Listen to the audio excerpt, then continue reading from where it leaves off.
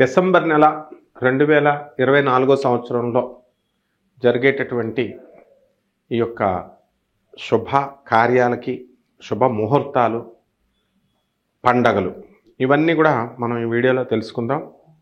మరి డిసెంబర్ 1న కార్తీక అమావాస్య వచ్చింది. ఆ రోజు అమావాస్య మరి చక్కగా నిత్యము కాలభైరవ పూజ, మరి దేవి భక్తులు అమ్మవారి కాళిక ఇలా ఈ దశమహావిద్యలు చేసేవాళ్ళు అమ్మవారి పూజలు చేసుకోవచ్చు. దీంట్లో ప్రత్యేకత ఏం లేదు. అయితే కార్తీక అమావాస్య రోజున ఆఖరి రోజు కాబట్టి ఎవరైతే 365 ఒత్తులు మరి సంవత్సరంలో వెలిగించలేకపోయారో, పౌర్ణమి రోజున చేయలేకపోయిన పూజలన్నీ కూడా ఈ కార్తీక అమావాస్య రోజున చేస్తే సరిపోతుంది.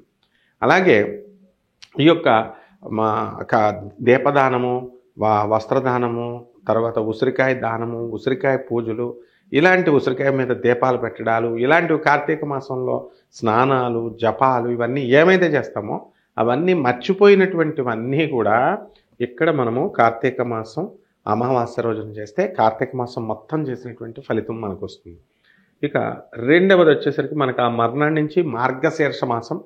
మరి మార్గశీర్ష మాసము భగవద్గీతలో శ్రీకృష్ణ పరమాత్మ ఏం చెప్పాడంటే శీర్షోహం మార్గశీర్షం అని చెప్పాడు. అంటే తానే స్వయంగా మార్గశీర్ష మాసాన్ని అని చెప్పాడు. అలాగే నెలలన్నిటిలో కూడా మామూలు జనం మనందరం కూడా మనము కార్తీక మాసానికి ఎక్కువ ప్రాధాన్యత ఇస్తాం. దండాలు, దీపాలు, శివుడికి అభిషేకాలు ఇవన్నీ కూడా చేస్తాం. శివాలయాలు కిటకిటలాడతాయి. కానీ అదే దానివల్ల ఎక్కువ జనాభా చేయడం వల్ల అదే పవిత్రమైన మాసంగా మనం అనుకుంటాం. అది పవిత్రమైన మాసమే, కానీ సాక్షాత్ పరమాత్మ దానికంటే కూడా మార్గశీర్ష మాసం మహా ఇంపార్టెంట్ అని చెప్పాడు. అందుకే చాతుర్మాస దీక్షలన్నీ కూడా మార్గశీర్ష మాసంలో దాన్ని మాఘమాసం అంటాం. అందువల్ల ఈ నెలలో జరగడం, ఈ నెలలో అవ్వడం, ఈ చాతుర్మాస దీక్షలన్నీ కూడా ముగింపు అవడం అనేటటువంటివి జరుగుతాయి. ఇక ఇది 3వ రోజు వచ్చేసరికి విద్య. ఆ రోజు ఈ 2వ తేదీన మనము పోలీస్ వర్గం కూడా పంపించేస్తాం. హేమంత్ ఋతువు ఈ రోజు నుంచి ప్రారంభమవుతుంది. ఇక 3వ తేదీ మంగళవారము మనకి వచ్చింది. ఈ 3వ తేదీ పెద్ద విశేషత ఏం లేదు. మూలా నక్షత్రం, శుభముహూర్తాలన్నీ కూడా చేసుకోవచ్చు. మూలా నక్షత్రం అని చెప్పి భయపడాల్సిన పని లేదు. ఇక 4వ తేదీ తదియ, శుక్ల తదియ, బుధవారం రోజున గృహప్రవేశాలు, శంకుస్థాపనాలు ఇవన్నీ కూడా మార్గశీర్ష మాసంలో చేసుకోవచ్చు. తిరుప్పావై ఇలాంటి పారాయణలన్నీ కూడా రోజుకొక పాశురం చొప్పున మీరు గోదాదేవి అమ్మవారి యొక్క ఈ తిరుప్పావై మీరు చదువుకోవచ్చు. ఇక 5వ తేదీ దగ్గరికి వచ్చేసరికి శుక్ల చవితి గురువారం వచ్చింది. మరి ఈ రోజున అన్నప్రాసనలు ఇలాంటివి చేయకూడదు. ఈ యొక్క గృహప్రవేశాలు, తర్వాత ఈ కొత్తగా గృహాలు కొండాలు, రిజిస్ట్రేషన్లు ఇలాంటివి ఏం చేయకూడదు. ఇక 6వ తేదీ వచ్చేసరికి శుక్ల పంచమి శుక్రవారం. మరి ఈ రోజున చక్కగా మనకి పంచమి కాబట్టి కొన్ని మంచి కార్యాలు మనం చేయొచ్చు. ఏది అన్నప్రాసన కార్యక్రమము, తర్వాత ఉపనయన కార్యక్రమాలు ఇలాంటివన్నీ కూడా చేసుకోవచ్చు. ఈ మార్గశీర్ష మాసంలో ప్రతిరోజు యథావిధిగా విష్ణు సహస్రనామం చదువుకోవచ్చు. ఇకపోతే 7వ తేదీ వచ్చేసరికి శుక్ల షష్ఠి. అది ఆ రోజు సుబ్రహ్మణ్య స్వామి వారి యొక్క షష్ఠి. దీన్ని మిత్ర సప్తమి అని అంటాము. కాబట్టి ఈ రోజున సుబ్రహ్మణ్యేశ్వర స్వామి వారికి మనం చక్కగా అభిషేకం చేసుకోవచ్చు. ఓం శరవణ భవ అనేటటువంటి మంత్రజపం చేసుకోవచ్చు. ఎర్రని పుష్పాలు తీసుకొచ్చి ఈ యొక్క నువ్వులను బెల్లం కలిపినటువంటిది చిమ్మిలు తయారు చేసి మనం స్వామివారికి నివేదన చేయొచ్చు. వల్లి దేవసేన సమేత శ్రీ సుబ్రహ్మణ్యేశ్వర స్వామినే నమః అని పూజ చేసుకోవచ్చు. ఇకపోతే 8వ తేదీన ఆ రోజున ఆదివారము శుక్ల సప్తమి ఆ రోజు. కాబట్టి ఈరోజు దీన్ని చాలా పరమ పవిత్రమైనటువంటి దినం. ఆ రోజు కాలభైరవాష్టమి రోజు, ఆ రోజు భాను సప్తమి కూడా. కాబట్టి ఈరోజు ఏంటంటే కాలభైరవాష్టకం చేసుకోవచ్చు. బూడిద గుమ్మడికాయని ఇలాగ అడ్డంగా కోసేసి దాంట్లో గుంజు తీసేసి దాంట్లో నువ్వుల నూనె వేసి ఒక అఖండ దీపం కింద ఒక పెద్ద ఒత్తు పెట్టి అఖండ దీపారాధన చేయొచ్చు. ఆ తర్వాత ఆ రోజు కాలభైరవాష్టకం చదువుకోవడం, తర్వాత నిమ్మకాయ ఇవన్నీ పెట్టుకోవడం. అలాగే భాను సప్తమి చక్కగా సూర్యనారాయణమూర్తికి ఆ రోజున చిక్కుడు ఆకులు దొరికితే చిక్కుడాకులతో రథం కింద తయారు చేసుకొని పెట్టుకోండి. అయితే చిక్కుడు చెట్లు కనుక మొలవకపోతే దొరకకపోయినా మీరు తెల్ల జిల్లేడు పువ్వుల్ని మనం అవి తెచ్చిపెట్టుకోవచ్చు. ఆ తెల్ల జిల్లేడు పువ్వులు తీర్థంలో వేయకండి. అవి విషపూరితమైనటువంటివి. అవి తీర్థంలో వేసి తాగితే మనకి ప్రాణాంతకం అవుతుంది, కళ్ళు దెబ్బతింటాయి. ఇక 9వ తేదీ వచ్చేసరికి మనకి ఇది శ్రీవత్స గోవత్స ద్వాదశి అంటాము. కాబట్టి ఇది శుక్ల నవమి అన్నమాట. అయినప్పటికీ కూడా దీన్ని గోవత్స ద్వాదశి అంత పరమ పవిత్రమైనటువంటిది. కాబట్టి ఆ రోజు శ్రీకృష్ణ పరమాత్మని మనం పూజ చేసుకుంటాం, రాధా అమ్మవారిని. కాబట్టి ఆ విధంగా అంటే శ్రీ మహావిష్ణువు అవతారాలు ఏవైనా సరే పూజ చేసుకోవచ్చు. ఇకపోతే 10వ తేదీన మనకి శుక్ల దశమి ఆ రోజు. కాబట్టి ఈ రోజున మంగళవారం అన్నప్రాసన, తర్వాత గుండు ఇవ్వడము, తలంటుకులు ఇలాంటి చిన్న చిన్న ఫంక్షన్స్ ఏవైతే ఉన్నాయో శుభకార్యాలు అలాంటివన్నీ చేసుకోవచ్చు. ఇక 11వ తేదీన శుక్ల ఏకాదశి ఈ రోజున గీతా జయంతి అంటాం దీన్ని. మతత్రయ ఏకాదశి. ఈ రోజున చాలా పరమ పవిత్రమైనటువంటిది. భగవద్గీతని శ్రీకృష్ణ పరమాత్మ ఇచ్చింది, అర్జునుడికి ఇచ్చింది ఈ రోజే అనమాట. మనందరికీ కూడా ఈ రోజు నుంచి పారాయణ చేసుకోవచ్చు. 41 రోజుల పాటు మీరు పెట్టుకొని పారాయణ చేసుకోవచ్చు. ఏకాదశి ఆ రోజు నిర్జల ఉపవాసం చేయండి. ఆ మర్నాడు చక్కగా వాటర్ తీసుకోలేనటువంటి వాళ్ళు, ఆగకుండా ఉండలేనటువంటి వాళ్ళు మాత్రం తినేసేయండి ఒంటిపూట భోజనం.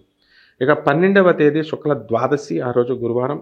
మరి ఆ రోజున మనమంతా కూడా చక్కగా ఏం చేస్తామో, నిర్జల ఉపవాసం అయిపోయిన తర్వాత ఏదన్నా ఫ్రూట్ తీసుకొని, అరటిపండు మర్నాడు కిచిడి వండుకొని ఆ యొక్క వేడి నీళ్ళతో ముందు తాగేసేయాలి. మోషన్స్ అయిపోతే ఉప్పు నీళ్ళు. అది అయిపోయిన తర్వాత మనము మోషన్స్ స్టాప్ అవ్వడానికి మనం ఏం చేయాలంటే ఒక అరటిపండు తింటే స్టాప్ అయిపోద్ది. నింబు నీళ్ళు ముందు వేడి నీళ్ళల్లో నింబు కలుపుకొని ఉప్పు కలుపుకొని తాగుతాం అనమాట. ఆ తర్వాత ఉపవాసం అంతా అయిపోయిన తర్వాత కిచిడి తింటే ఆ విరోచనాలు కట్టడి అయిపోతాయి. మనలో ఉన్నటువంటి మాలిన్యం అంతా కూడా, కడుపులో ఉన్న మాలిన్యం వెళ్ళిపోతుంది. ఇది ఆనంద మార్గ ఆశ్రమము. అన్ని ఇస్కాన్ ఆశ్రమాలు, అన్ని ఆశ్రమాలు ఇదే పద్ధతిని పాటిస్తాయి. కాబట్టి ద్వాదశి రోజున మనందరం కూడా భోజనాలు ఇవన్నీ కూడా చేసేయచ్చు అనమాట. తర్వాత 13వ తేదీ ఈ యొక్క శుక్రవారము, మరి త్రయోదశి ఆ రోజు. దీన్నే మనము హనుమద్ వ్రతము అంటాము. ఆంజనేయ స్వామి వారి యొక్క వ్రతాన్ని మనం ఈరోజు చేస్తాం. ఆంజనేయ స్వామి హనుమద్ వ్రతం అంటే చాలా పెద్ద పండుగ, పరమ పవిత్రమైంది. మరి అటువంటి ఆంజనేయ స్వామి వారిని చక్కగా తమలపాకు దండతో కానీ వడమాల వేసి ఆంజనేయ దేవాలయాల్లో జరుగుతూ ఉంటాయి. మీరు దేవాలయాలకు వెళ్ళలేనటువంటి వాళ్ళంతా కూడా ఇళ్లల్లో మీరు చేసుకోవచ్చు. ఇక 14వ తేదీ వచ్చేసరికి మీకు శుక్ల చతుర్దశి శనివారం. ఈ రోజున రోహిణి నక్షత్రం కాబట్టి మామూలు పూజ మీరు చేసుకోవడమే. ఇక 15వ తేదీ వచ్చేసరికి చాలా పరమ పవిత్రమైనటువంటి పౌర్ణమి. ఆ రోజు శ్రీ దత్త జయంతి. మరి ఈ రోజున గురుదేవులైనటువంటి దత్తాత్రేయ స్వామి వారి యొక్క దత్త జయంతి కాబట్టి గాణగాపురంలో, కురవపురంలో, పిఠాపురంలో ఇలా దత్తక్షేత్రాలన్నింటిలో కూడా గురుదేవులకు పట్టాభిషేకం చేస్తాం, పూజలు పునస్కారాలు చేస్తాం. జనాలు ఎక్కువ ఉంటారు, జాగ్రత్తగా వెళ్ళండి దేవాలయాలకి వెళితే. ఇక 16వ తేదీ వచ్చేసరికి మనకి ధనుస్ సంక్రమణం స్టార్ట్ అయింది. ధనుర్మాసం ప్రారంభమైందనమాట 16 నుంచి. కాబట్టి సోమవారం ఆ రోజు పాఠ్యం కాబట్టి మామూలు పూజలు మీరు మామూలుగా చేసుకోండి. ఇకపోతే ఇక ధనుర్మాసంలో మీరు కొన్ని నియమాలు మనం పాటిస్తాం. తెల్లారుజామున స్నానాలు చేయడము, ఉపవాసం ఉండడము, తిరుప్పావై చదువుకోవడము, ఇలాంటివన్నీ కూడా. మరి ఈ 17వ తేదీ వచ్చేసరికి బహుళ విధియ మంగళవారం. మామూలు అన్నప్రాసన, మామూలు చిన్న చిన్న కార్యక్రమాలన్నీ కూడా మనం పేర్లు పెట్టుకోవడము, ఉపనయనాలు ఇలాంటివన్నీ కూడా చేసుకోవచ్చు. ఇక 18వ తేదీ బుధవారము బహుళ తదియ. ఆ రోజున 18న సంకష్టహర చతుర్థి. మనం ప్రతి నెల వచ్చేటటువంటి సంకష్టహర చతుర్థి ఆ రోజున వినాయక వ్రతం కనుక చేసుకున్నట్లయితే అప్పుడు కష్టాలన్నీ కూడా తీరిపోయేటటువంటి వినాయకుడి యొక్క పూజ వ్రతం కింద చేసుకుంటాం. ఇక 19వ తేదీ వచ్చేసరికి మనకి గురువారము బహుళ చవితి, మామూలు పూజలు చేసుకోవడం ఇంట్లో. 20వ తేదీ వచ్చేసరికి బహుళ పంచమి. మరి ఈ పూజ శుక్రవారం కాబట్టి అమ్మవారికి తిరుప్పావై అమ్మవారికి పూజ చేసుకోవడం, గోదాదేవికి పూజ చేసుకోవడం, మహాలక్ష్మి అష్టకం ఇవన్నీ చదువుకోవడం. 21వ తేదీ వచ్చేసరికి మనకి బహుళ షష్ఠి. మరి ఈ రోజున శనివారం మరి చక్కగా శనీశ్వరుడు, జగద్గురు అయినటువంటి శనీశ్వరుడికి పూజ చేసుకోవడం. అలాగే మనం చక్కగా ఈ యొక్క శనివారం నాడు మనము సుబ్రహ్మణ్యేశ్వర స్వామి వారికి పూజ చేసుకోవడం సరిపోతుంది షష్ఠి వచ్చినప్పుడు. ఇక 22 మళ్ళీ భాను సప్తమి. ఆ రోజు సూర్యనారాయణమూర్తికి పసుపు పువ్వులతో, చామంతి పువ్వులతో, పసుపు రంగు పువ్వులతో మనం పూజ చేసుకోవచ్చు. ఆదివారం బ్రహ్మచర్యం పాటించడము, నాన్ వెజిటేరియన్ ఇవన్నీ కూడా తినకుండా ఉండడము, ఇవన్నీ మధుమాంసాలు ముట్టుకోకుండా ఉండడం, ఆ రకంగా చేసుకోవాలా. అసలు ధనుర్మాసం అంతా కూడా మధుమాంసాలు ఇవన్నీ కూడా ముట్టుకోకూడదు. 23వ తేదీన సోమవారం నాడు అష్టమి. ఆ రోజు మరి అనఘాష్టమి అంటాము. అనఘాదేవి అంటే దత్తాత్రేయ స్వామి వారి భార్య. మరి దత్తాత్రేయ స్వామి వారిని ప్రసన్నం అవ్వాలంటే అనఘాదేవి యొక్క అనుగ్రహం కావాలా. కాబట్టి అనఘాష్టమి వ్రతాన్ని ఈ రోజున మీరు 23వ తేదీన మనం చేసుకోవచ్చు. 24వ తేదీన వచ్చేసరికి మంగళవారం నవమి మనం మామూలుగా ఇంట్లో పూజ చేసుకోవడం. 25న పరమ పవిత్రమైనటువంటి క్రిస్మస్ రోజు. ఆ రోజు క్రైస్తవులంతా కూడా మరి 25న క్రిస్మస్ జరుపుకుంటారు. 24 రాత్రి 12 గంటల నుంచి చర్చిలన్నీ కూడా తెరిచి క్రిస్మస్ వేడుకలు మనం కృష్ణాష్టమి ఎలా చేసుకుంటాం వాళ్ళలాగా రాత్రి 12 గంటలకు చేసుకుంటారు. కొన్ని చర్చిలు 25న ఓపెన్ అయి ఉంటాయి, మిగతా వాళ్ళంతా 24 రాత్రికి అయిపోతాయి. అలాగే 26వ తేదీ వచ్చేసరికి బహుళ ఏకాదశి. ఆ రోజు మరి చక్కగా గురువారం నాడు అన్నప్రాసన ముహూర్తాలన్నీ కూడా ఉన్నాయి. 27వ తేదీ వచ్చేసరికి శుక్రవారము. 26న చేసినటువంటి ఉపవాసాలన్నీ కూడా విరమణ అంతా కూడా 27వ తేదీన చేసేసి భోజనం ఒంటి పూట మనం తినొచ్చు, లేదా 2 పూటలు కూడా తినొచ్చు. ఇక 28వ తేదీన బహుళ త్రయోదశి శనివారం. మరి 28న శని త్రయోదశి అంటాం. ఆ రోజున మన జగద్గురువులైనటువంటి శనీశ్వర స్వామి వారికి అభిషేకం మీ చేతులతో మీరు చేసుకోవచ్చు. గుళ్ళు ఖాళీ లేవండి, పంతులు గారులు చేయడం లేదండి అని ఏమేమో అవసరం లేదు. మీకు ఆడవాళ్ళు కూడా చేసుకోవచ్చు. ఓం శనేశ్వరాయ నమః అనే మంత్రంతో డైరెక్ట్ వేయచ్చు. 29న బహుళ చతుర్థి ఆదివారం. ఆ రోజు మరి దీన్ని మాస శివరాత్రి అంటాం. కాబట్టి ఏ విధంగా అయితే మహాశివరాత్రి జరుపుకుంటామో ఆ మహాశివరాత్రి కూడా మాస శివరాత్రి, కానీ ప్రతి నెల వచ్చేదా కాకుండా ఆ టైంలో వచ్చినటువంటి దాన్ని మహాశివరాత్రి అని అంటాం. కాబట్టి మనము ఇది శివుడికి ఏ విధంగా అయితే అభిషేకాలు చేసుకుంటాం ఇంట్లో చేసుకోవచ్చు ఓం నమః శివాయ మంత్రంతో. మరి అదేవిధంగా 30న అమావాస్య వచ్చింది.